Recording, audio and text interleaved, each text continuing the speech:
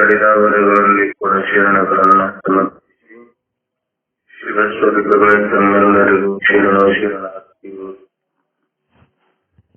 ತಪ್ಪನ ಬಳಗವರಿಗೂ ತಾಯಿ ಬಳಗಕ್ಕೂ ಕೂಡ ನನ್ನ ಬಳಗಕ್ಕೂ ಕೂಡ ಸಕಲ ಚಿಂತಕರಿಗೆ ಅನಂತ ಭಕ್ತಿ ನಮಸ್ಕಾರಗಳನ್ನು ಸಮರ್ಪಿಸಿ ತಮ್ಮೆಲ್ಲರಿಗೂ ಶರಣಾರ್ಥಿಗಳು.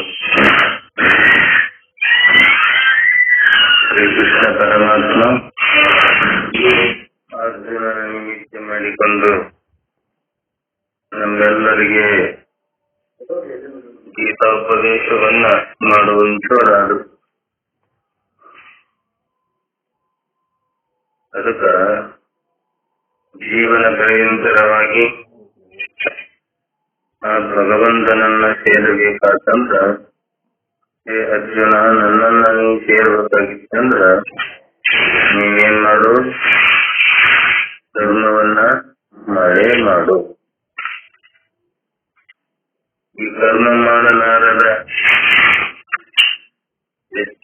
ಯತ್ವಾತ್ಮರತೇವಶ್ಚಾದಾತ್ಮತೃಪ್ತಶ್ಚ ಮಾನವಃ ಆತ್ಮನ್ಯೇವ ಚ ಸಂತುಷ್ಟಶ್ಚ ಕಾರ್ಯಂ ನ ವಿದ್ಯತೆ. ಯಾವನ ಮಾನವ ಮನುಷ್ಯನಾಗಿ ಬಂದ ಮೇಲೆ ಆತ್ಮನಲ್ಲಿಯೇ ರಮಿಸ್ತಾನಲ್ಲ, ಆತ್ಮನಲ್ಲಿಯೇ ತೃಪ್ತನಾಗ್ತಾನಲ್ಲ, ಆತ್ಮನಲ್ಲಿಯೇ ಸಂತುಷ್ಟನಾಗ್ತಾನಲ್ಲ, ಅವನಿಗೆ ಯಾವ ಕರ್ಮ ಇರುವುದಿಲ್ಲ, ಕರ್ತವ್ಯವೂ ಇರುವುದಿಲ್ಲ. ಅದಕ್ಕೆ ಅಂತ ಕರ್ತವ್ಯದಿಂದ ಕಾರ್ಯದಿಂದ ನೀನು ದೂರನಾಗಬೇಕಾತಂದ್ರ ಏನ್ ಮಾಡು, ಕರ್ಮ ಮಾಡ್ತಾ ಆತ್ಮರತಿ ಆತ್ಮ ತೃಪ್ತ ಸಂತುಷ್ಟನಾಗಿ ಜೀವನವನ್ನ ಮಾಡಿದ್ದಾದರೆ ಈ ಮನುಷ್ಯ ಜನ್ಮದಲ್ಲಿ ನಿನ್ನ ನಿಜವಾದ ಸ್ವರೂಪವನ್ನ ನೀನು ತಿಳಿದಿದ್ದಾದರೆ ನಿನಗ ಕರ್ತವ್ಯ ಕರ್ಮ ಇರುವುದಿಲ್ಲ ಅಂತೇಳಿ ಆತ್ಮರತಿ ಎಂಬ ವಿಶೇಷಣದ ಭಾವವೇನು ಅಂತ ಪ್ರಶ್ನೆ ಮಾಡಿದ್ದ.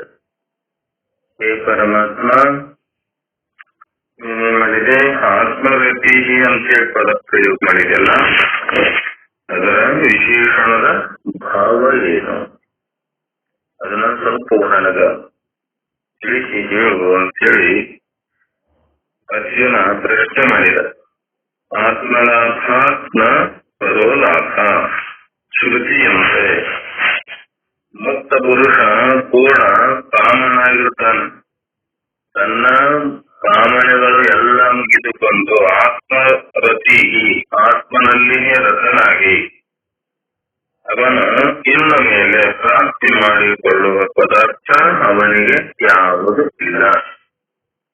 ಯಾರು ಆತ್ಮನಲ್ಲಿ ಆನಂದದ ಸುಖವನ್ನ ಅನುಭೂತಿಯನ್ನು ಹೊಂದೇನಲ್ಲ, ಯಾವ ಕಾಮನೆ ಅವನಿಗೆ ಇರುವುದಿಲ್ಲ.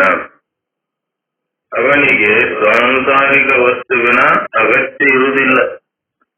ಈ ಸಂಸಾರದ ವ್ಯವಹಾರ ಏನಿದ್ದಲ್ಲ, ಸಂಸಾರ ಅಂದ್ರೆ ಏನು, ಹುಟ್ಟು ಮತ್ತು ಸಾವು, ಪುನಃ ಹುಟ್ಟುವುದು ಮತ್ತೆ ಸಾಯುವುದು. ಸಾವುದು ಹುಟ್ಟುವುದರಿಂದ ಏನಾಗೈತಿ, ಅವಂಗ ಬಿಡುಗಡೆ ಆಗತ್ತಂತ. ಯಾರು ಆತ್ಮನಲ್ಲಿಯೇ ರಮಣನಾಗಿ ಆತ್ಮಚಿಂತನೆಯಲ್ಲಿ ತಿಳಿದು ಅದೇ ಚಿಂತನದಲ್ಲಿ ಸದಾ ಇರ್ತಾನಲ್ಲ, ಅವನೇ ಏನಾಗ್ಯಾನ, ನಿತ್ಯ ತೃಪ್ತಯ್ಯನ. ಅದಕ್ಕೆ ನೀನು ಅದನ್ನ ತಿಳ್ಕೊಳ್ಬೇಕ. ಅವನು ಪ್ರತ್ಯಕ್ಷಿನ್ನ ಪರಬ್ರಹ್ಮದ ಸ್ಥಿತನಾಗಿದ್ದುಕೊಂಡು ನಿತ್ಯ ತೃಪ್ತದನ. ಯಾವ ಆತ್ಮರತಿಯನ್ನ ಯಾವ ಮನುಷ್ಯನು ಇದೇ ಮಾನವ ಜನ್ಮದಲ್ಲಿ ತನ್ನ ಕರ್ತವ್ಯ ಕರ್ಮಗಳನ್ನ ಮಾಡಿ ನಿರಂತರವಾಗಿ ಅದೇ ಭಾವದಲ್ಲಿರ್ತಾನಲ್ಲ, ಅವ ನಿತ್ಯ ತೃಪ್ತದನ. ಆತ್ಮನಿಗೇವ ಸಂತುಷ್ಟ ವಿಶೇಷಣದ ಭಾವ ಏನು, ಈ ಪರಮಾತ್ಮ ಆತ್ಮನೇ ಏವ ಸಂತುಷ್ಟ ಅಂತೇಳಿ ಹೇಳಿದಲ್ಲ, ಈ ವಿಶೇಷಣದ ಭಾವ ಏನು. ಮುಕ್ತ ಪುರುಷ ನಿತ್ಯ ನಿರಂತರ ಆತ್ಮನಲ್ಲೇ ಸಂತುಷ್ಟನಾಗಿರ್ತಾನ. ಎಲ್ಲೇ ಆತ್ಮದ ಆನಂದದ ಅನುಭೂತಿಯಲ್ಲಿ ಸಂಸಾರದ ಯಾವ ವಸ್ತುವು ಅವನನ್ನ ಆಕರ್ಷಣೆ ಇಲ್ಲ. ಯಾರು ಆತ್ಮನಲ್ಲಿಯೇ ರಮಣನಾಗಿ ಆತ್ಮಚಿಂತನೆಯಲ್ಲಿ ಸದಾ ಎದ್ದು ತನ್ನ ಆನಂದದಲ್ಲಿ ಸದಾ ಇರ್ತಾನಲ್ಲ, ಈ ಸಂಸಾರವು ಅವನ ಆಕರ್ಷಣೆ ಮಾಡುವುದಿಲ್ಲ.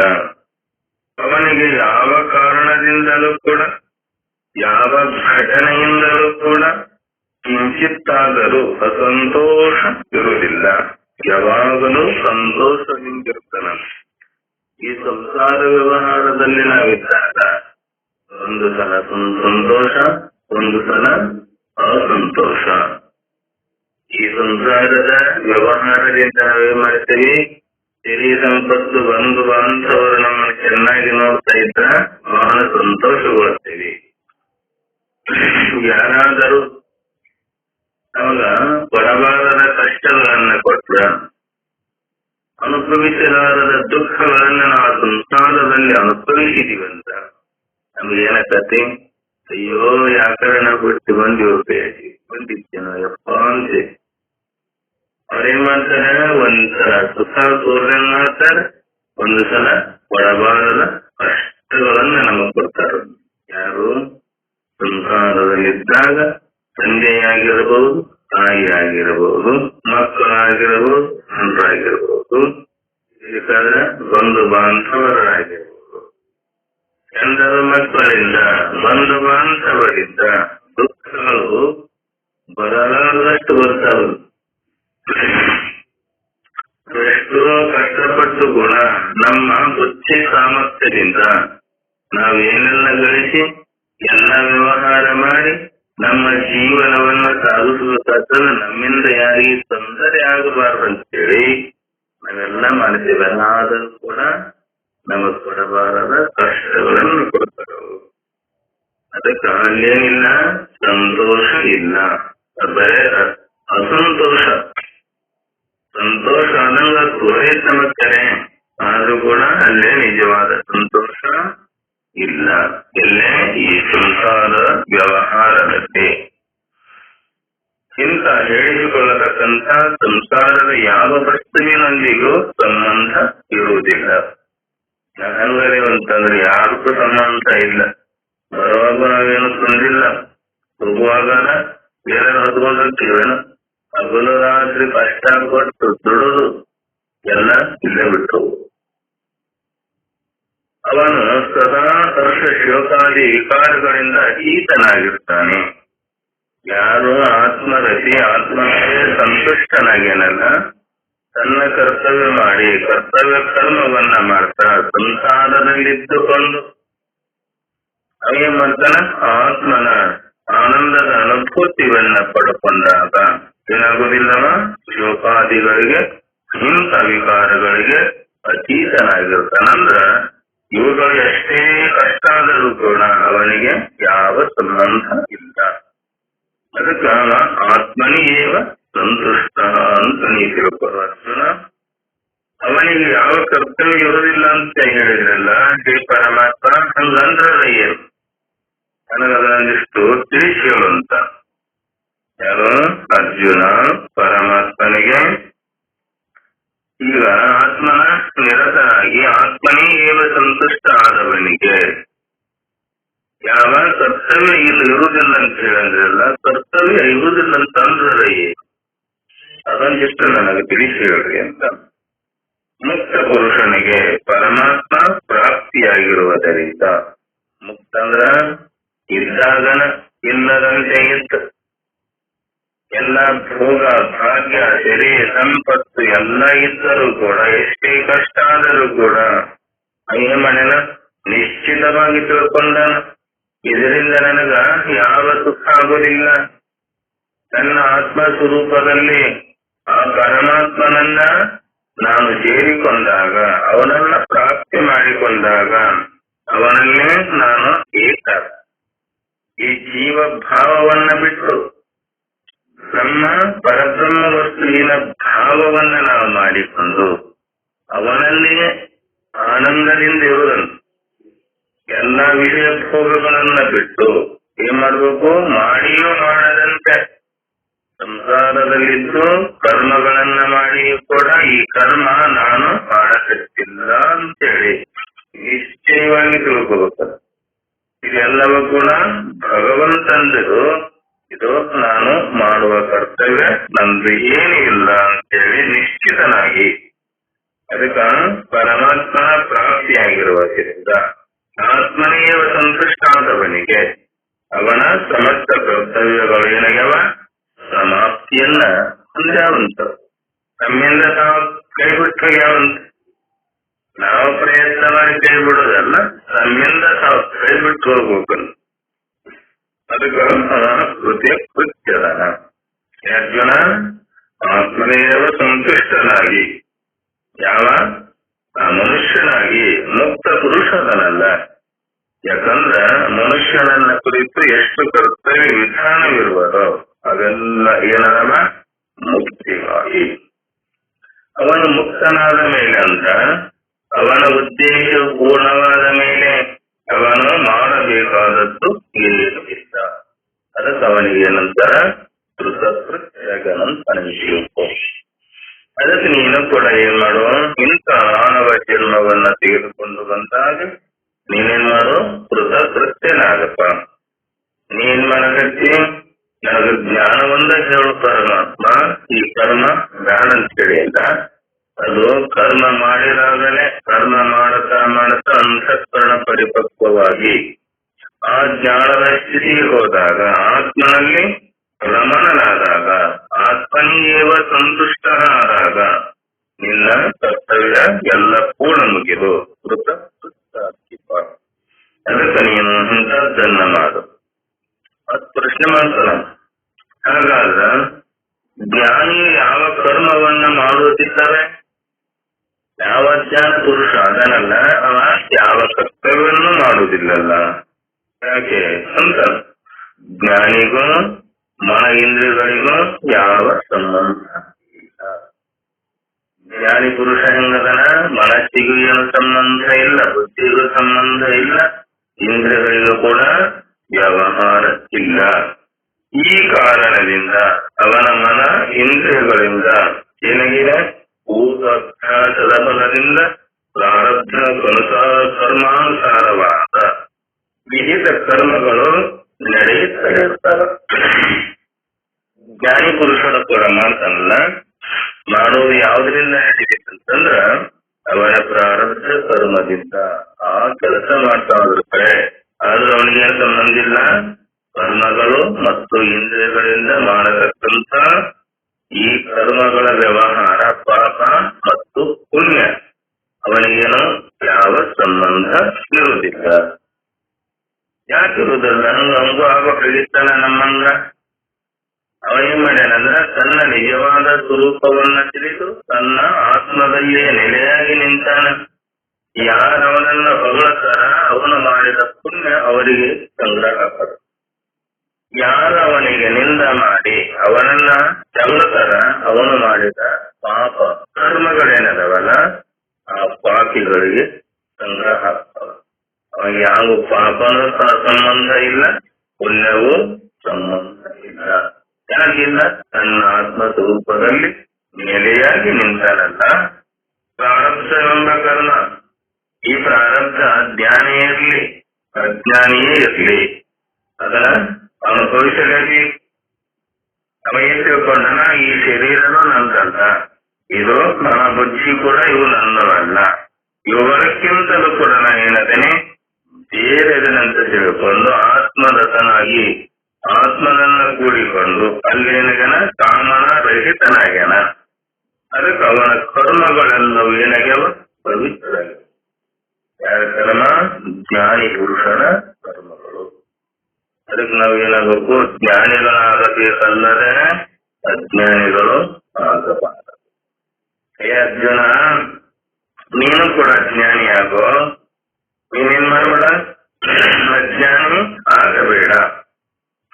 ಅದಕ್ಕ ಅವನ ಕರ್ಮ ಏನದವ ಇತರರವರಿಗೆ ಆದರ್ಶ ಆಗ್ಯವ. ಹೀಗಿದ್ದರೂ ಕೂಡ ಅವನ ಸರ್ವಶಾಸ್ತ್ರಗಳ ಶಾಸನಗಳನ್ನ ದಾಟ್ಯಾನ. ಯಾರು? ಜ್ಞಾನಿ ಪುರುಷ. ಅವನಿಗೆ ಯಾವ ಶಾಸನಗಳೇನದಾವಲ್ಲ ಎಲ್ಲಾ ಶಾಸನಗಳನ್ನ ಅವ ದಾಟ್ಯಾನ. ಯಾರು? ಜ್ಞಾನಿ ಪುರುಷ.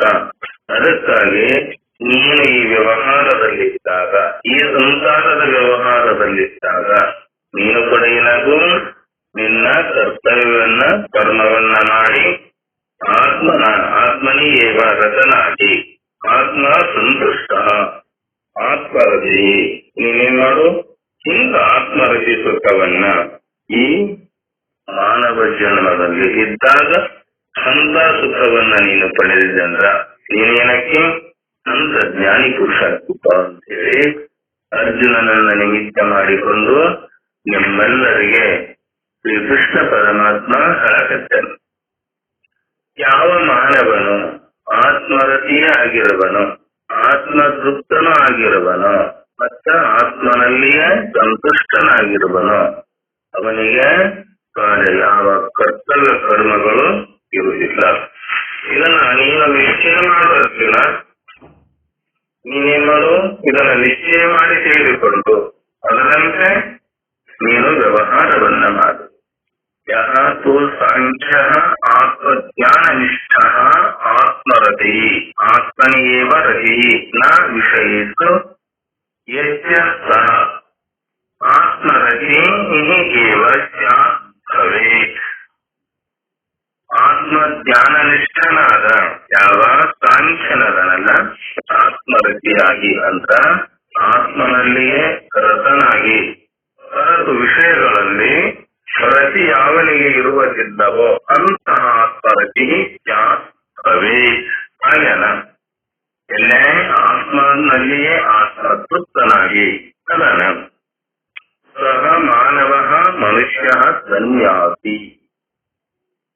ಅವ ಆತ್ಮನಿಂದಲೇ ತೃಪ್ತನಾಗಿರಲ್ಲ ಹೊರತು ಅನ್ನಸವಿ ಮುಂತಾದವುಗಳಿಂದ ತೃಪ್ತನಾಗುವುದಿಲ್ಲ. ಯಾರು? ಆ ಜ್ಞಾನಿ ಪುರುಷ.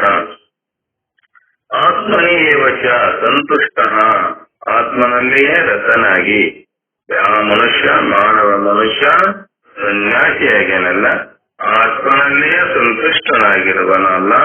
ಹೊರಗಿನ ವಿಷಯದಲ್ಲಿ ಅವೇನಿಲ್ಲ, ಹೊರತಾಗದೆ ಅಲ್ಲವೇ ಏನದನವ ಎಲ್ಲದಕ್ಕಂತ ಕೂಡ ಅವ ಬೇರೆ ಅದಾನ. ಸಂತೋಷಾಗಿ ಬಾಹ್ಯಾರ್ಥಲಾಭೆ ಸರ್ವಸ್ಯ ಭವತಿ. ಅವ ಸಂತುಷ್ಟನಾಗಿ ಹೊರಗಿನ ವಿಷಯಗಳನ್ನ ದೊರೆತಾಗ ಅಲ್ಲವೇ ಅವೇಮನ ತಮ್ ಅನಪೇಕ್ಷ ಆತ್ಮನಿ ಏವಚ ಸಂತುಷ್ಟ.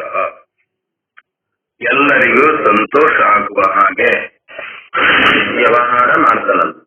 ಸರ್ವತಃ ವೀತತೃಷ್ಣ ಇತ್ಯೇತತ್. ಆದರೆ ವಿಷಯ ಲಾಭವನ್ನ ಕೋರದೆ ಯಾವ ವಿಷಯಗಳ ಸಂತೃಪ್ತಿ ಅವನಲ್ಲಿ ಅಲ್ಲಿ ಇಲ್ಲ. ಆತ್ಮನಲ್ಲೇ ರತನಾದ ಮನುಷ್ಯನಿಗೆ ಈ ವಿಷಯಗಳಿಂದ ಯಾವ ವ್ಯವಸ್ಥೆ ಇರುವುದಿಲ್ಲ. ಯಹ ಈದೃಶ ಆತ್ಮವಿತ್ ತಜ್ಜ ಕಾರ್ಯಂ ಕರಣೀಯಂ ನ ವಿದ್ಯತೆ ನ ಅಸ್ತಿ ಇತ್ಯರ್ಥ. ಏನದನವ ಯಾವುದರಲ್ಲಿ ಆಸೆ ಇಲ್ಲದವನಾಗಿ ಆತ್ಮನನ್ನ ಪಡೆದುಕೊಂಡಂತಹ ಜ್ಞಾನಿ ಪುರುಷ ಅವೇನಗನ ಆತ್ಮನಲ್ಲಿ ರತನಾಗಿ ಆತ್ಮ ಸಂತುಷ್ಟನಾಗಿ ಯಾವನು ಅವನಿಗೆ ಕಾರ್ಯವು ಮಾಡಬೇಕಾದದ್ದೇನು ಇರುವುದಿಲ್ಲ ಅಂತ ನೀನು ತಿಳ್ಕೊ. ಜನ ಇಂಥದ್ದನ್ನ ನೀ ಎಲ್ಲಿವರೆಗೆ ತಿಳಿದುಕೊಳ್ಳುವುದಿಲ್ಲ ಅಲ್ಲಿವರೆಗೆ ಈ ದುಃಖದ ವ್ಯವಹಾರ ನಿನಗೆ ಬಿಡುಗಡೆ ಆಗುವುದಿಲ್ಲ. ಅದಕ್ಕ ಇಂಥದ್ದನ್ನ ವ್ಯವಹಾರ ಮಾಡಿದಾಗ ಅದಕ್ಕ ಶಬ್ದಾದಿ ಗುಣಮಯವಾದ ಈ ಜಗತ್ತು ಪ್ರತಿಕ್ಷಣ ಕೋಟಿ ಕೋಟಿ ಅಸವಸ ವಸ್ತುಗಳ ಆಕಾರ ರೂಪಗಳು ಓಡಿ ಬರ್ತವ. ಅದರಲ್ಲಿ ಈ ಜಗತ್ತಿನಲ್ಲಿ ಅಂತ ತೋರಿ ಬಂದರೂ ಕೂಡ ಇನ್ನೇನ್ ಮಾಡು, ಅಸಂಖ್ಯ ಪದಾರ್ಥಗಳು ಮಾಯವಾಗ್ತವೆ. ಬರ್ತಾವ, ಒಂದಿಷ್ಟು ದಿನ ಇರ್ತಾವ ಮತ್ತು ಇಲ್ಲದಂಗಾಗ್ತವ. ಇದೇನಿದೆ ಮಾಯಾ ವಿಲಾಸ ಈ ಜಗತ್ತು. ಕಣ್ಣಿಗೆ ತೋರಿರೋ ಈಗ ನೋಡೇವಲ್ಲ, ಎಷ್ಟೋ ನಮ್ಮ ಕಣ್ಣಿದೆ, ಇಲ್ಲಿಗೆ ತಿಳುವಳಿಕೆ ಬರುವ ಬಾಲ್ಯದಿಂದಲೂ ಕೂಡ ಕಣ್ಣಾರೆ ನೋಡಿರಲ್ಲ. ಈಗ ನಮ್ಮ ಅಜ್ಜ ಹೋಗ್ಯಾನ, ಅಮ್ಮ ಹೋಗ್ಯಾಳ, ಅಪ್ಪನ ಬಂಧು ಬಾಂಧವರು ಹೋಗ್ಯಾರ, ತಂದೆ ಹೋಗ್ಯಾರ, ತಾಯಿ ಹೋಗ್ಯಾರ. ಮೊದಲೇ ಇದ್ದಿಲ್ಲ ನಾವು ತಿಂದ್ರು, ಈಗ ಹೋಗ್ಯಾರ. ಬಂದವರು ಹೋಗ್ಲೇಬೇಕು. ಅದಕ್ಕಾಗಿ ಕಣ್ಣಿಗೆ ಕಾಣುವಾಗ ಬಂದು ಬಂದು ಕಾಣಲಾರದಂಗ ಮಾಯಕ್ಕವಲ್ಲ. ಇವೇನದವ? ಎಲ್ಲವೂ ಕೂಡ ಮಾಯದ ವಿಕಾಸಗಳು, ಮಾಯಾಕೃತವಾದ ಪದಾರ್ಥಗಳು. ಅಸಂಖ್ಯ ಪದಾರ್ಥಗಳು ಮಾಯ ಆಗ್ಯಾವ. ಅವುಗಳನ್ನೆಲ್ಲ ನೋಡುವುದಾಗಲಿ, ಕೇಳುವುದಾಗಲಿ, ಎನಿಸುವುದಾಗಲಿ ಮನುಷ್ಯನಿಗೆ ಅಸಾಧ್ಯ. ಎಷ್ಟೋನ ನೋಡಾಕ, ಎಣಿಕೆ ಮಾಡಾಕ ಈ ಮನುಷ್ಯನಿಗೆ ಏನಾಗೈತಿ? ಜ್ವರನೇ ಇರಲಾರದಂತೆ ಆಗಿದೆ. ಅದಕ್ಕೆ ನೀನು ಇದನ್ನ ಚೆನ್ನಾಗಿ ತಿಳ್ಕೊ. ಅರ್ಜುನ, ನೂರಾರು ಬ್ರಹ್ಮರ ಆವಿಷ್ಯ ಪಡೆದು ಶಬ್ದ ಸ್ಪರ್ಶಾದಿ ಭೋಗವನ್ನ ಭೋಗಿಸಿದರೂ ಕೂಡ ಭೋಗದ ಮಹಾನ್ ರಾಶಿಯಲ್ಲಿ ಒಂದು ಕ್ಷಣ ಕೂಡ ತೀರದು. ಎಷ್ಟೋ ಹೋಗ್ಯಾರೀಗ. ಎಲ್ಲರೂ ಬಂದವರು ಹೋಗ್ಲೇಬೇಕು. ಈ ಜಗತ್ತಿನಲ್ಲಿ ಸ್ಥಿರವಾಗಿರುವಂತವರು ಯಾರು ಇಲ್ಲ. ಆ ದೇವತೆಗಳಾಗಲಿ, ಮಾನವರಾಗಲಿ, ಪಶು ಪಕ್ಷಿಗಳಾದಿಗಳಾಗಲಿ, ಗಿಡ ವೃಕ್ಷಾದಿಗಳಾಗಲಿ ಯಾವ ಈ ಜಗತ್ತಿನಲ್ಲಿ ಹುಟ್ಟಿ ಬಂದವಲ್ಲ, ಕಣ್ಣಿಗೆ ತೋರ್ತವಲ್ಲ, ದೃಶ್ಯ ಪದಾರ್ಥವಾಗಿ ಕಾಣ್ತವಲ್ಲ, ಎಲ್ಲವೂ ಕೂಡ ಏನಕ್ಕವ? ಒಂದಾನೊಂದು ದಿನ ಕಣ್ಣಿಗೆ ಕಾಣಲಾರದಂತೆ ಆಗ್ತವ. ಭೋಗದ ಮಹಾನ್ ರಾಶಿಯಲ್ಲಿ ಒಂದು ಕ್ಷಣ ಕೂಡ ತೀರದು. ಲಕ್ಷಾಂತರ ವರ್ಷಗಳಲ್ಲಿ ನಾವು ಉಣ್ಣುವ ಭೋಗವೆಂದರೆ ಹಿಮಾಲಯ ಪರ್ವತದಿಂದ ಒಂದು ಹೆಡಿಗೆ ಮಣ್ಣು ಹೊತ್ತು ಹಾಕಿದಂತೆ ಅಷ್ಟೇ ನಿಜವಾಗಿ ನೋಡಿದರೆ. ಹಿಮಾಲಯ ಪರ್ವತ ಶಿಖರ ಏನಿದೆ ಅಂದ್ರ ಎಲ್ಲದಕ್ಕಿಂತ ಎತ್ತರವಾದ ಶಿಖರ ಗಿರಿ ಅಂತ. ಅದು ಹಿಮಾಲಯ ಪರ್ವತ. ಅದರಷ್ಟು ಎತ್ತರವಾದ ಯಾವ ಶಿಖರವೂ ಈ ಜಗತ್ತಿನೊಳಗ ಇಲ್ಲ. ಭೋಗಾನ ಭುಕ್ತ ವಯಮೇವ ಭುಕ್ತಾ, ತಪೋನ ತಪ್ತಂ ವಯಮೇವ ತಪ್ತಾಃ, ಕಾಲೋ ನ ಯಾತಿ ವಯಮೇವ ಯಾತಾಃ, ಕೃಷ್ಣ ನ ಜೀಲ ವಯಮೇವ ಜೀಲಾಃ. ಅಷ್ಟು ಸರಿ ಹೇಳ್ತಾನೆ. ಏನಂತಾನ? ಭೋಗಾನ ಭುಕ್ತ ವಯಂ ಏವ ಭುಕ್ತಾಃ. ಭೋಗಗಳನ್ನ ನಾವು ಉಣ್ಣಲಿಲ್ಲ, ನಮ್ಮನ್ನೇ ಅವು ಉಂಡವನು. ಭೋಗಗಳನ್ನ ನಾವು ಉಂಡಿಲ್ಲಂತ, ಆ ಭೋಗಗಳೇ ನಮ್ಮನ್ನು ಉಂಡವನು. ಅವು ಉಂಡವಲ್ಲ. ನಾವು ತಪ ಮಾಡಲಿಲ್ಲ, ತಪವೇ ನಮ್ಮನ್ನ ತಪ್ಪಿಸಿತ್ತು. ಈಗ ನಾವೆಲ್ಲ ಜೀವನ ಮಾಡಬೇಕಾದ್ರೆ ಇದೊಂದು ತಪಸ್ಸು. ಗಂಧರ ಜೊತೆಗೆ, ಗಂಧರ ಜೊತೆಗೆ, ಮಕ್ಕಳ ಜೊತೆಗೆ, ಬದುಕಿನ ಜೊತೆಗೆ, ಬಂಧು ಬಾಂಧವರ ಜೊತೆಗೆ ಮಾಡ್ತೇವಲ್ಲ, ಇವೆಲ್ಲ ಇದು ತಪಸ್ಸು, ಹೋರಾಟ. ತಂದೆ ಹೇಳ್ಬೇಕು, ತಾಯಿ ಹೇಳ್ತಲ್ಲ. ಎದ್ದ ತಕ್ಷಣ ಇಲ್ಲಪ್ಪ ಇವತ್ತಿನ ಜೀವನ ಏನು ಅಂತ ವ್ಯವಹಾರ ಚಿಂತನೆ ಮಾಡ್ತಾರಲ್ಲ. ನನ್ನ ಕರ್ತವ್ಯವನ್ನು ತಪ್ಪನಾಗದ, ನಾನು ತಾನು ತಪ್ಪದೆ ನನ್ನ ಕರ್ಮವನ್ನ ಮಾಡಬೇಕು ಅಂತೇಳಿ ಚಿಂತನೆ ಮಾಡ್ತಾರಲ್ಲ. ಎದ್ದು ತಕ್ಷಣವೇ ಚಿಂತನೆ ಮಾಡಿಲ್ಲವೇ ನನ್ನ ಜೀವನ ಏನಿವತ್ತ, ನಾ ಏನ್ ಮಾಡ್ಬೇಕಾಗಿದೆ, ನನ್ನ ಕರ್ತವ್ಯ ಏನು, ಜೀವನ ಸಾಗಬೇಕಾದ ಕರ್ತವ್ಯ ಕರ್ಮ ಮಾಡಬೇಕ. ಅದಕ್ಕ ಎಂಥರವರು ನಮ್ಮನ್ನ ತಪ್ಪಿಸಿದ್ದು, ನಾವು ತಪಸ್ಸು ಮಾಡಿಲ್ಲಂತ ನಮ್ಮನ್ನ ತಪ್ಪಿಸಿದ್ದು. ಯಾವ ಹೊತ್ತಿನಲ್ಲಿ ಹಂಗ ಕಷ್ಟಗಳು ಬರ್ತಾವ, ಅವನ್ನೆಲ್ಲ ಕಷ್ಟಗಳು ಪರಿಹಾರ ಮಾಡ್ಕೋಬೇಕಲ್ಲ. ಮತ್ತಾರು ಮಾಡೋರು ಸರಿ ಇಲ್ಲ. ಅದಕ್ಕ ಕಾಲವು ಹೋಗಲಿಲ್ಲ. ಏನಂತಾರವರು? ಕಾಲ ನ ಯಾತಃ. ಕಾಲ ಹೋಗಲಿಲ್ಲ, ನಾವೇ ಹೋದೆ. ಈ ದೇಹ ತೊಂದರೆ ತಂದಾಗ ಹುಟ್ಟಿದ ಬಳಿಕ ಇದರ ಆಯುಷ್ಯ ಕಡಿಮೆಯಾಗಿದೆ ಅಂತ ಹೋಗ್ತಾ ಇದೆಯಲ್ಲ. ಕಾಲೋ ನ ಯಾತಿ ವಯಮೇವ ಯಾತಃ. ಭೋಗಾದಿ ಅಳೆಯಲಿಲ್ಲ. ಭೋಗದ ನುನುಕ್ತಿಗಳು ನಮ್ಮ ಆಸೆ ಯಾವೇನಾಗಲಿಲ್ಲ, ಅಳಲಿಲ್ಲ ಅಂತ ನಮ್ಮನ್ನ ನಾವು ಅಳ್ಕೊಂಡಾಗ ನಾವೇ ಜೀರ್ಣಾದಿವಂತ. ಭೋಗಗಳು ಜೀರ್ಣ ಆಗಲಿಲ್ಲ. ಈ ಭೋಗಗಳನ್ನ ಭೋಗಿಸುತ್ತಾ ಇದೆ ಶರೀರ ಏನಾಗಿದೆ, ಶೀಲಾಗಿದೆ. ಈಗ ಬಾಲ್ಯ ಅವಸ್ಥೆ, ಶಿಶುವಿನ ಅವಸ್ಥೆ ಇದ್ದಾಗ ಬಾಲ್ಯದಲ್ಲಿ ಇಲ್ಲ, ಬಾಲ್ಯದ ಅವಸ್ಥೆ ಇದ್ದಾಗ ಯೌವನದಲ್ಲಿ ಇಲ್ಲ. ಈ ಬಾಲ್ಯಾವಸ್ಥೆ ಯೌವನದಲ್ಲಿ ಏನು? ಯೌವನ ಅವಸ್ಥೆ ಬಂದಾಗ ಏನ್ ಮಾಡ್ತೇವಂತ, ಪಾಪ ಅಧಿಕೃತವಾದ ಪಾಪಗಳನ್ನ ಯಾವಾಗ ಮಾಡ್ತೇವಂದ್ರ ಯೌವನ ಅವಸ್ಥೆ ಒಳಗೆ ಪಾಪಗಳನ್ನ ಮಾಡ್ತೇವೆ. ಎಷ್ಟೋ ಭೋಗಗಳನ್ನ ಅನುಭವಿಸ್ಬೇಕಂತೀರಿ. ಯಾಕ? ಶರೀರದಲ್ಲಿ ಶಕ್ತಿ ಇದ್ದಾಗ, ಕಣ್ಣು ಕಾಣುವಾಗ, ಕಿವಿ ಕೇಳುವಾಗ, ಶರೀರದಲ್ಲಿ ಬಲವಿದ್ದಾಗ ನನ್ನಂತ ನೋಡುವವರು ಯಾರಿಲ್ಲ, ನನ್ನಂತ ಶಕ್ತಿವಂತರು ಯಾರಿಲ್ಲ.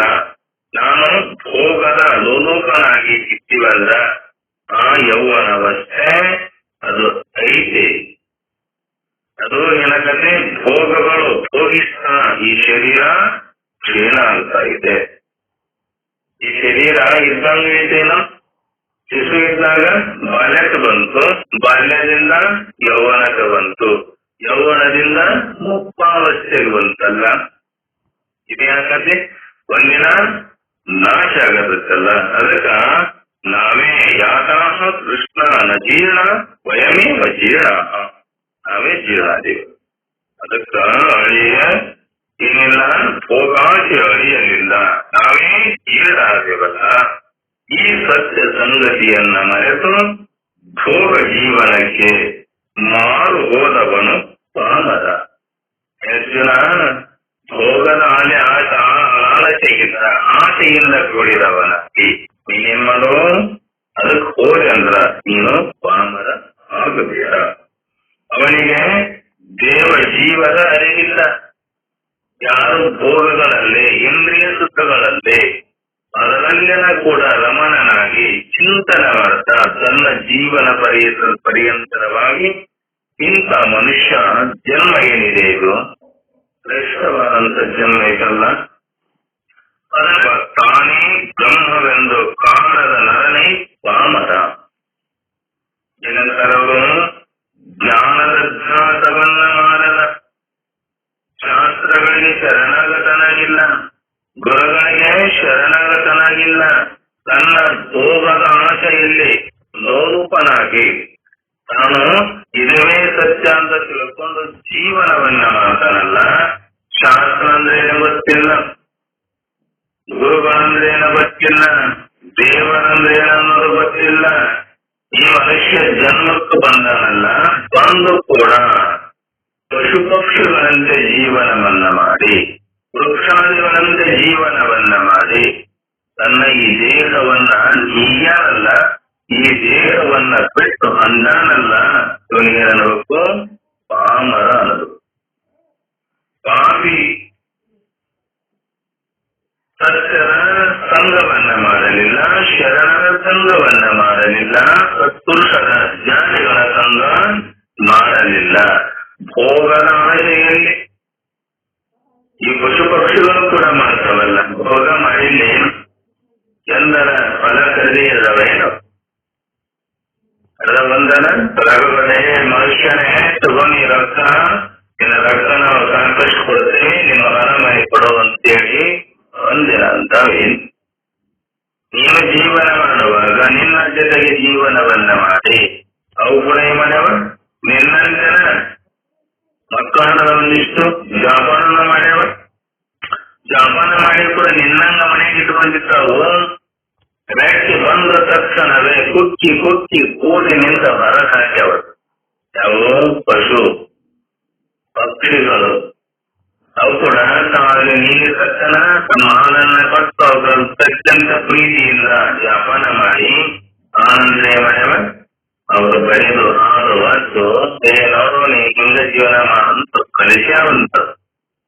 ಆ ಪಶುವಿನಂತೆ ಜೀವನವನ್ನ ಮಾಡಿದರೆ, ಪಾಮರನಂತೆ ಜೀವನ ಮಾಡಿದರೆ ಏನೋ ನಿಜವಾದ ಆನಂದದ ಆಕೃತಿ ಆಗುವುದಿಲ್ಲ. ಸ್ವಾನುಭವವಿಲ್ಲದಿನ ಮನುಜನು ತಾನೇ ತನುಜನು ಗುರು ಪರದಾಕ್ಷ. ಜ್ಞಾನ ನಿಷ್ಠೆಯ ಭಕ್ತಿ ಇಲ್ಲದ ಮತ್ತೆ ನಾವು ವ್ಯರ್ಥ.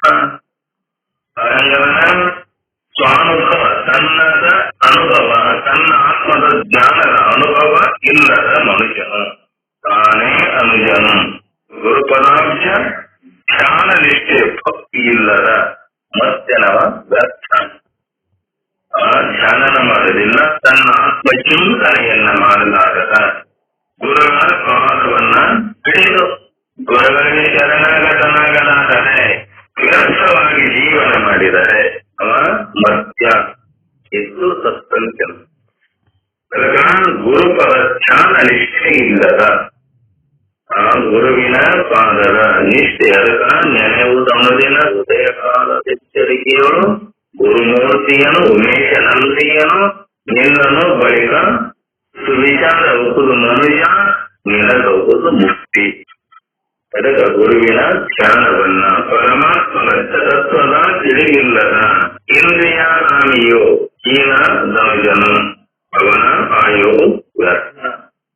ಬರೇ ತನ್ನ ವ್ಯವಹಾರದಲ್ಲಿ ಭೋಗದಲ್ಲಿ ಲೋಕಲೋಪನಾಗಿ ಆತ್ಮ ಚಿಂತನೆ ಇಲ್ಲದೆ ಪರಮಾತ್ಮನ ಚಿಂತನೆ ಇಲ್ಲದೆ ಗುರುಧ್ಯಾನ ಇಲ್ಲದೆ ಜೀವನವನ್ನ ನಾವು ಮಾಡಿದೀವಂತ ನಮ್ಮ ಆಯುಷ್ಯ ವ್ಯರ್ಥ. ಇಂಥ ಅರಿವಿನ ಜನ್ಮಕ್ಕೆ ಬಂದು ಅರಿವಿನ ಸ್ವರೂಪ ತಿಳಿಯುವಂತ ಜನ್ಮಕ್ಕೆ ನಾವು ಬಂದಾಗ ಏನ್ ಮಾಡಬೇಕು? ನಾವು ಆ ಅನುಭವವನ್ನ ಪಡೆದುಕೊಂಡು ಅನುಭವ ಸುಜ್ಞಾನವಿಲ್ಲದ ಅವನೇ ಪಡೆದ ಲೌಕಿಕ ಅನ್ನ ಅನುಭವ ಏನಿಲ್ಲ. ಒಳ್ಳೆಯ ಆತ್ಮದ ಸುಖಕ್ಕಾಗಿ ಆತ್ಮದ ಸುಖಕ್ಕಾಗಿ ಅಲ್ಲೇ ವ್ಯವಹಾರ ಇಲ್ಲ. ಅವನಿಗೆ ಚಂದನಾದಿಗಳಲ್ಲಿ ಪ್ರೀತಿ, ಬರೆ ಸುವಾಸನೆಯಲ್ಲಿ ಭೋಗಗಳಲ್ಲಿ ಪ್ರೀತಿ. ಈಗ ಒಂದು ಸುಗಂಧ ಓದಿನ ಕಟ್ಟಿ ಏನ್ ಮಾಡ್ತಿದೆ? ತನ್ನ ದೇಹವನ್ನ ಸುತ್ತು ಎಲ್ಲರಿಗೂ ಕೂಡ ಸುವಾಸನೆಯನ್ನ ಕೊಡುತ್ತಲ್ಲ. ಚಂದನ ಏನಿದೆ ಅದರಲ್ಲಿ ಕೂಡ ಸುವಾಸನೆ ಇದೆ. ಆ ಚಂದನ ಕಟ್ಟಿಗೆಯನ್ನ ಕಲ್ಲಿಗೆ ಸಿಕ್ಕಿದಾಗ ಹಚ್ಚಿಕೊಳ್ಳಲಿಕ್ಕೆ ಗಂಧ ಆದರೂ ಕೂಡ ಅದರ ಸುವಾಸನೆ ಎಲ್ಲಿ ಹೋದರೂ ಕೂಡ ಅದೇನಾಗುವುದಿಲ್ಲ, ನಾಶ ಆಗುವುದಿಲ್ಲ. ಅದಕ್ಕೆ ಒಳಗಾಗಿ ಇದೇ ಸುಖ ಅಂತ ಹೇಳಿ ತಿಳ್ಕೊಂಡು ಪ್ರೀತಿ ಸದ್ರಸೋಪೇತ ಮೃಷ್ಟಾನ್ನದಲ್ಲಿ ತೃಪ್ತಿ. ಇಂಥದ್ರಲ್ಲಿ ತೃಪ್ತಿಯಾಗಿ ಒಂದು ಜೀವನ ಮಾಡಲಿಲ್ಲ. ಧನಧಾನ್ಯ ದಾನ ಪುತ್ರಾದಿಗಳಲ್ಲಿ ಸಂತುಷ್ಟಿ. ಏನಂದ್ರೆ ಮೃಷ್ಟಾನ್ನ ಬರೇ ಅನ್ನ ತಿನ್ನುವುದರಲ್ಲಿ ರಾಜ ಏನ್ ಮಾಡ್ಯಾನ? ಪಕ್ವಾನ್ನವನ್ನ ಮಾಡ್ಯಾರಲ್ಲ, ಅದರಲ್ಲಿ ತಿಂದು ಒಂದು ತೃಪ್ತನಾಗಿ. ಧನ ಅಂದ್ರೆ ಸಿರಿ, ಧಾನ್ಯ ಅಂದ್ರೆ ದವಸ ಧಾನ್ಯಗಳು, ದಾನ ಅಂದ್ರೆ ಚಂದತಿ. ಪುತ್ರಾದಿಗಳಲ್ಲಿ ಪುತ್ರಾದಿ ಅಂದ್ರೆ ಮಕ್ಕಳು, ಮೊಮ್ಮಕ್ಕಳು, ಕಿರಿ ಮೊಮ್ಮಕ್ಕಳು, ಒಂದು ಅಂಶವರೇನದರಲ್ಲ ಅದರಲ್ಲಿ ನೀವೇನಗನ ಸಂತುಷ್ಟನಾಗಿ ಕಾಲವನ್ನ ಕಳಿತಾದನಲ್ಲ. ಆತ್ಮಸಾಗರದಲ್ಲಿ ವಿವರಿಸುವ ಪುರುಷನ ಜೀವನ ಮಾತ್ರವಿದೆ. ಈ ಬರೇ ಭೋಗ, ಹೆಂಡರು, ಮಕ್ಕಳು, ದವಸ ಧಾನ್ಯಗಳಲ್ಲಿ ಇದೇ ಸತ್ಯ ಎಂದು ತಿಳ್ಕೊಂಡು ಜೀವನವನ್ನ ವ್ಯರ್ಥವಾಗಿ ಕಳಿತಾನಲ್ಲ, ಇವ ಪಾಮರ. ಅದಕ್ಕಾಗಿ ಅರ್ಜುನ ನೀನು ಪಾಮರ ಆಗಬೇಕ. ಇನ್ನೇನದು?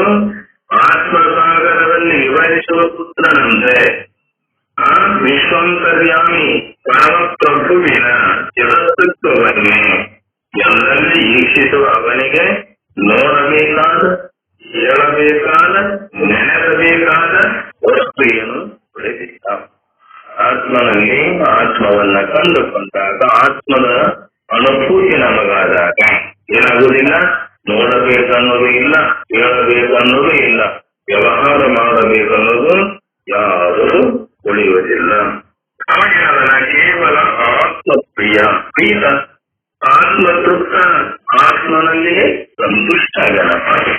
ಅದಕ್ಕೆ ನೀನು ಹಂಗಾಗು. ಅವನ ಸ್ಥಿತಿಯ ಬಂಧನೆ ಇಲ್ಲಿದೆ. ಯಾರು ಆತ್ಮನಲ್ಲಿ ರತನಾಗಿ ಆತ್ಮನಲ್ಲಿ ಸಂತುಷ್ಟನಾಗ್ಯನಲ್ಲ ಅವ. ಎಷ್ಟು ಆತ್ಮರತಿ ಯಾತು ಆತ್ಮರತಿ ಅಂದ್ರೆ ಸಾಮಾನ್ಯ ಜೀವನ ಒಮ್ಮೆಲೆ ಸತ್ಯದರ್ಶಿ ಆಗಲಾರ. ಈಗ ಒಬ್ಬ ಮನುಷ್ಯನಲ್ಲ, ತಾನೇನ್ ಮಾಡ್ಯಾನ? ತನ್ನ ವ್ಯವಹಾರ ಮಾಡ್ತಾ ಆ ಸತ್ಯ ಸ್ವರೂಪವನ್ನ ತಿಳಿಯಲಿಕ್ಕೇನೋ ಆಗುದಿಲ್ಲ.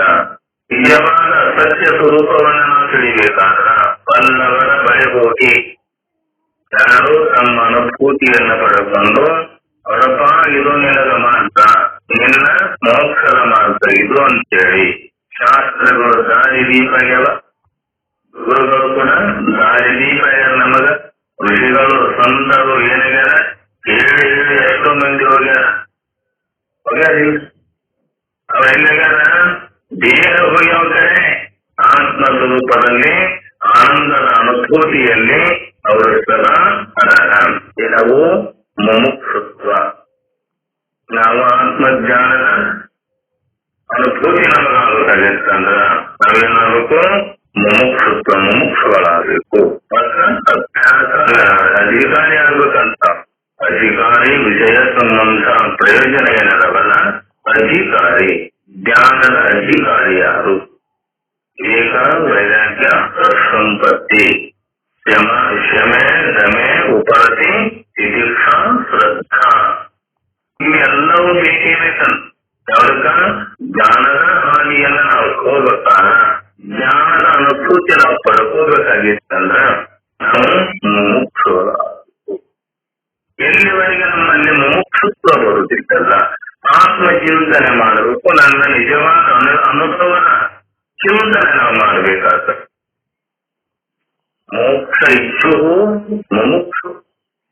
ಯಾವನಿಗೆ ಮೋಕ್ಷದ ಇಚ್ಛೆ ಇದೆಯಲ್ಲ ಅವ ಮುಮುಕ್ಷು. ನನ್ನ ನಿಜವಾದ ಸ್ವರೂಪವನ್ನ ತಿಳಿಬೇಕನ್ನುವ ಭಾವ ಏನಿದೆಯಲ್ಲ ಅವ ಮುಮುಕ್ಷು. ಅಂತ ಮುಮುಕ್ಷುಗಳು ನಾವಾಗಬೇಕು. ಅಭ್ಯಾಸ ಅಂದ್ರೆ ನಮ್ಮ ಆತ್ಮ ಚಿಂತನದ ಅಭ್ಯಾಸ. ಅಭ್ಯಾಸ ಮಾಡಿದ ಅನುಭವ. ಶಾಸ್ತ್ರಗಳನ್ನ ಕೇಳಬೇಕು, ಅದನ್ನ ಶ್ರವಣ ಮಾಡಿ, ಶ್ರವಣ ಮಾಡಿದ್ದನ್ನ ಮನನ ಮಾಡಿ, ಮನನ ಮಾಡಿದ್ದನ್ನ ನಿಧಿಧ್ಯಾಸನ ಅವೆಲ್ಲರೂ ಮಾಡಬೇಕು. ಈ ಮೂರನ್ನ ಸಾಧಿಸಿದ ನಂತರ ನಾಲ್ಕನೇದು ಆರೂಢ. ಆರೂಢ ಆ ಸ್ಥಿತಿಗೆ ಹೋಗಬೇಕು. ಈಗ ಆರೂಢ ಸ್ತ್ರೀಗಳಂತಾರಲ್ಲ, ಆರೂಢ ಭಾರತಿ ಅಂತಾರ, ಆರೂಢ ಸಿದ್ಧಾರೂಢ ಅಂತಾರ. ಆರೂಢ ತ್ಯಾರೂಢ ಈ ರೂಢ ಅಲ್ಲ. ವಿಷಯ ಭೋಗಗಳಲ್ಲಿ ಲೋಲುಪನಾಗಿ ಕುಳಿತುಕೊಳ್ಳಲು ಈ ರೂಢ ಅಲ್ಲ, ಆರೂಢ. ತ್ಯಾರೂಢ ಆತ್ಮದ ಅನುಭೂತಿಯ ರೂಢ. ಅಂತ ಆರೂಢಕ್ಕ ನಾವು ಹೊಂದಬೇಕಂತ. ಅದು ಮಾಡಬೇಕಾದ್ರೆ ಮುಮುಕ್ಷುತ್ವ ವಿವೇಕ ವಿರಾಗಗಳಿಂದ ಕೂಡಿದ ಮುಕ್ತಿಯ ಅಭಿಲಾಷೆ. ವಿವೇಕ ಆತ್ಮ ಯಾವುದು, ಅನಾತ್ಮ ಯಾವುದು ಅದನ್ನು ವಿಚಾರ ಮಾಡುವ ಶಕ್ತಿ ನಮಗೆ ಬೇಕು. ನಾ ಈಗ ಮಾಡಕತ್ತೇನಲ್ಲಪ್ಪ, ಇದು ವ್ಯವಹಾರ ಏನೋ ನಾ ಈ ಕ್ಷಣಿಕ ವ್ಯವಹಾರವನ್ನ ಮಾಡ್ತೇನ ಅಥವಾ ಆತ್ಮ ಚಿಂತನೆಯನ್ನ ಮಾಡಿ ಆ ಹಾದಿಯಲ್ಲಿ ನಾನೇನು ಅಂತೇಳಿ ನಮ್ಮನ್ನ ನಾವು ವಿಚಾರ ಮಾಡಿಕೊಳ್ಳುತ್ತೇವೆ. ಅದಕ್ಕೆ ಅಭಿಲಾಷೆ. ಪ್ರಾಕೃತಿಕ ಜಗತ್ತು ಅನಿತ್ಯ ಅಸತ್ಯ. ಈ ಜಗತ್ತೇನಿದೆ ಸತ್ಯ ಇಲ್ಲ, ಇದು ಅಸತ್ಯ. ಅವಾಗ ಪ್ರಶ್ನೆ ಮಾಡ್ತಾನೆ ಹುಡುಗನೇ, ನಿಮ್ಮ ತಲೆ ಕೆಟ್ಟದಂತಾನ ಶಿಷ್ಯ. ಅವ್ರು ಇದ್ದಿದ್ದನ ಇಲ್ಲ ಅಂತ ಹೇಳ್ತೇವೆ, ಅಸತ್ಯ ಅಂತ ಹೇಳ್ತೇವೆ. ಅಸತ್ಯನ ಕಾಣಬಾರ್ದಾಗಿತ್ತಲ್ರಿ ಹುಡುಗರೆ. ಇದೇನಂತೇನೆ? ಅಸತ್ಯ ಅಂತೇಳಿ.